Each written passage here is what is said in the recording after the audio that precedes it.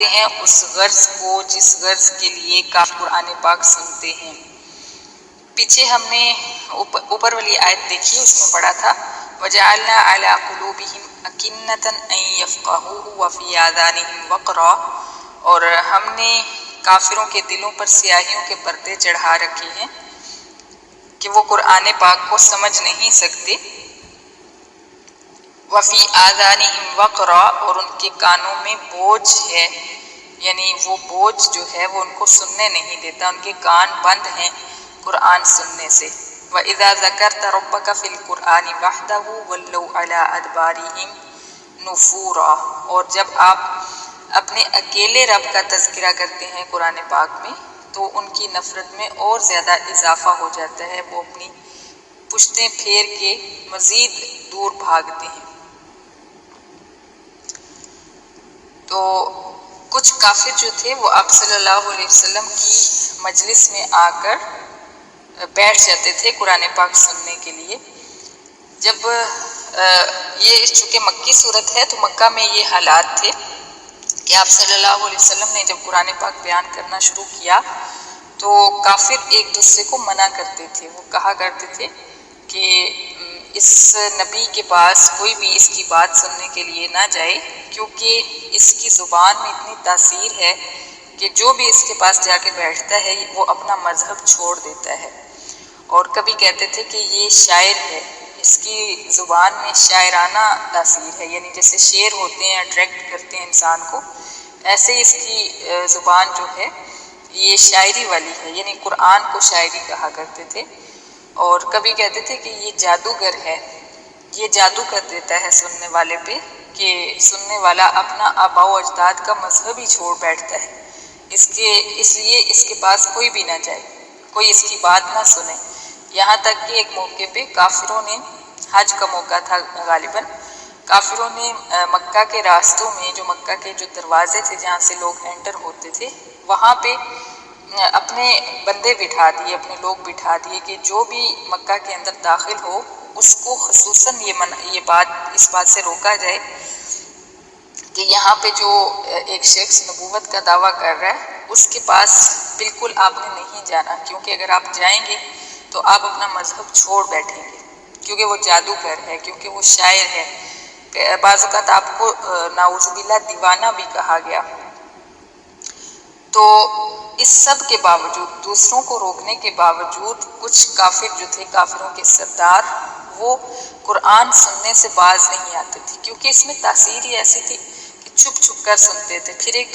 دوسرے سے چھپتے تھے کہ کوئی میرا ساتھی اگر مجھے دیکھ لے گا تو کہے گا کہ تو بھی جو ہے اپنے باپ دادا کے مذہب سے پھر گیا ہے، تو بھی قرآن سننے جا رہا ہے، اور اس لیے ایک دوسرے سے چھپ کے سنا کرتے تھے۔ اور پھر بعض اوقات ان کا سننے کا مقصد قرآن کا اور نبی کا مذاق اڑانا بھی ہوتا تھا۔ قرآن کی آیات سن لیتے، پھر اس کا مذاق اڑانے لگ جاتے۔ یہاں پہ اللہ تعالیٰ نے چونٹی کا ذکر کیا، مکھی کا ذکر کیا قرآن پاک میں، اور اس طرح چھوٹی چھوٹی چیزوں کا، مچھر کا ذکر کیا۔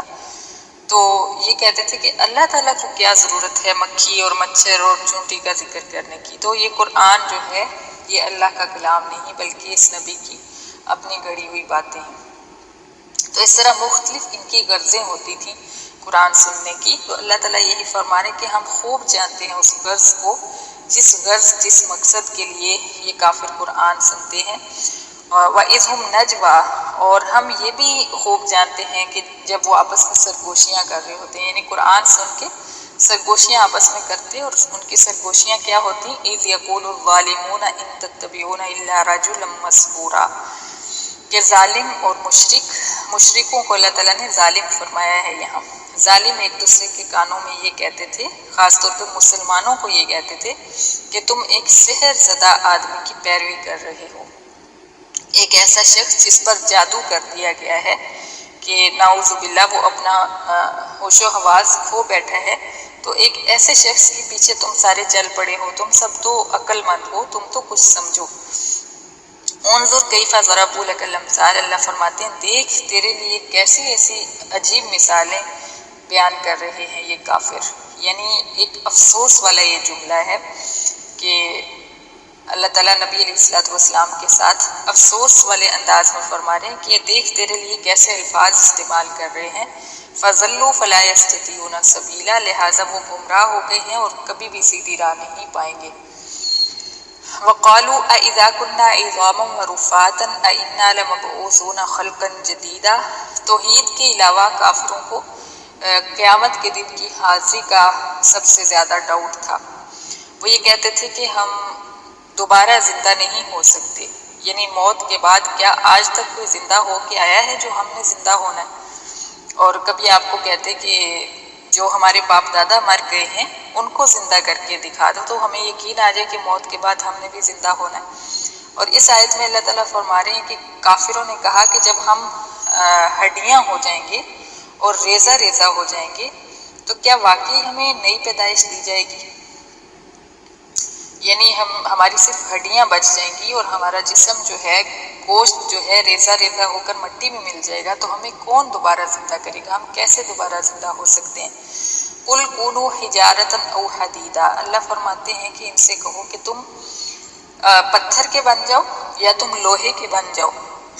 او خلقا مما یکبر فی صدورکم، یا تم اس دھات کے مخلوق بن جاؤ جو تمہیں سب سے زیادہ سخت لگتی ہے، تو پھر بھی تمہیں اللہ تعالیٰ دوبارہ زندہ کرنے پر قادر ہے۔ یعنی مر کر تم پتھر ہو جاؤ یا لوہا بن جاؤ یا وہ دھات بن جاؤ جو تمہارے نزدیک تمہاری سوچ کے مطابق زیادہ سخت ہے، تو پھر بھی اللہ تعالیٰ اس بات پر قادر ہے کہ تمہیں دوبارہ زندہ فرمائیں گے۔ فَسَيَقُولُونَ مَن يُعِيدُنَا، پھر جلدی کہیں گے کہ کون دوبارہ زندہ کرے گا ہمیں؟ جب آپ یہ جواب دیں گے تو پھر کہیں گے کہ کون دوبارہ زندہ کرے گا ہمیں؟ قُلِ الَّذِي فَطَرَكُمْ أَوَّلَ مَرَّةٍ، آپ جواب دیں پیغمبر کہ وہ ذات زندہ کرے گی جس نے تمہیں پہلی بار پیدا کیا تھا، یعنی جس نے تمہیں عدم سے وجود بخشا، جب تمہارا کوئی وجود ہی نہیں تھا، جب تمہارا کوئی نام نشان ہی نہیں تھا، اس وقت تمہیں اس نے ایک وجود عطا فرمایا، تمہیں تمہارے اندر روح پھونکی۔ اب جیسے آج جو بچے پیدا نہیں ہوئے ان کا کوئی وجود نہیں ہے، کسی کو نہیں پتا کہ کل کو کون سا بچہ پیدا ہونے والا ہے، اس کا کیا نام ہوگا، کیسا ہوگا، کیونکہ اس کا وجود ہی نہیں ہے۔ تو جب بغیر وجود کے ایک ذات وجود عطا فرما سکتی ہے تو کیا اس وجود کو مٹی کے اندر سے وہ اکٹھا کر کے دوبارہ سے بنا کر کھڑا نہیں کر سکتی؟ یہ تو زیادہ آسان ہے۔ پہلے تو میٹیریل ہی نہیں تھا، اس نے خود میٹیریل بنایا، اور اب تو میٹیریل ہے، صرف اس کو مٹی میں سے نکالنا ہے اور اکٹھا کرنا ہے، تو اب تو آسان ہے پیدا کرنا۔ فَسَيُنْغِضُونَ إِلَيْكَ رُؤُوسَهُمْ، پھر ان کو کوئی جواب نہیں سوجے گا اور پھر تیرے سامنے سر مٹکائیں گے، جیسے کہتے ہیں نا اس انداز میں سر مٹکائیں گے اور تنزن سر ہلا کر کہیں گے متا ہو، تو اچھا بتاؤ پھر کب ہم دوبارہ پیدا ہونا ہے؟ یعنی پھر وقت پوچھنے لگ جائیں گے۔ قُلْ عَسَىٰ أَن يَكُونَ قَرِيبًا، اے پیغمبر آپ جواب دیں ان کو کہ ہو سکتا ہے کہ وہ وقت قریب ہی ہو۔ یوم یدعوکم، وہ وقت وہ ہوگا کہ جس دن اللہ تعالیٰ تمہیں پکاریں گے، فتستجیبون بحمدہ، تو اس وقت تم قبروں سے اٹھ کھڑے ہوگے اور دوڑتے جاؤ گے اللہ تعالیٰ کی تعریفیں بیان کرتے ہوئے۔ وتظنون ان لبثتم الا قلیلا، اور جب وہ وقت تمہارے سر پہ آ پہنچے گا تو تمہیں لگے گا کہ تم دنیا میں تو تھوڑے سے لمحات گزار کے آئے۔ اس کی مثال ہم ابھی بھی سمجھ سکتے ہیں، جیسے ہمارا جو وقت گزر چکا ہے اس کو اگر ہم سوچیں، جو ہماری ایج گزر چکی ہے، جتنا بھی ٹائم ہم نے دنیا میں گزارا ہے، تو کیا لگتا ہے کہ وہ بہت لمبا عرصہ تھا۔ کسی کی 80 سال بھی عمر اگر گزر گئی ہے تو اس کو لگتا ہے جیسے کل کی بات تھی، جیسے میں تو چند لمحوں کے لیے اس دنیا میں آئی تھی۔ تو جب پوری کی پوری زندگی گزار کے قیامت کے دن اس کو انسان کو اٹھایا جائے گا تو اس وقت بھی یہی خیال کرے گا کہ ہم تو چند لمحے رہے ہیں دنیا میں۔ تو پھر کیا وجہ ہے کہ یہ چند لمحے ہوتے ہیں جن کے اندر ہم اپنے آپ کو اتنا بگاڑ لیتے ہیں، اپنے آپ کو جو ہے بڑی چیز سمجھ کے لوگوں کے حق مارتے ہیں، ظلم کرتے ہیں، بد زبانی کرتے ہیں، بدتمیزی کرتے ہیں، اور سمجھتے ہیں کہ ہم نے تو ختم ہونا ہی نہیں، ہم نے تو اس دنیا سے جانا ہی نہیں۔ ایسے ہمیں لگتا ہے جیسے ہم ہی تھے اور ہم ہی رہیں گے، حالانکہ نہ ہم تھے اور نہ ہم رہیں گے۔ تو یہ جو سارا ٹائم ہم گزاریں گے دنیا میں، ہمیں ایک لمحے کی طرح لگے گا، جیسے ہم دنیا میں ایک لمحہ گزار کے آئے ہیں۔ تو اس ایک لمحے کو ہم نے اگر سنوار لیا تو آخرت کی نہ ختم ہونے والی زندگی سنور جائے گی، اور اگر یہی ایک لمحہ بگڑ گیا تو آخرت کی نہ ختم ہونے والی زندگی بگڑ جائے گی۔ اسی پہ ڈیپینڈ کرتی ہے ہماری آخرت۔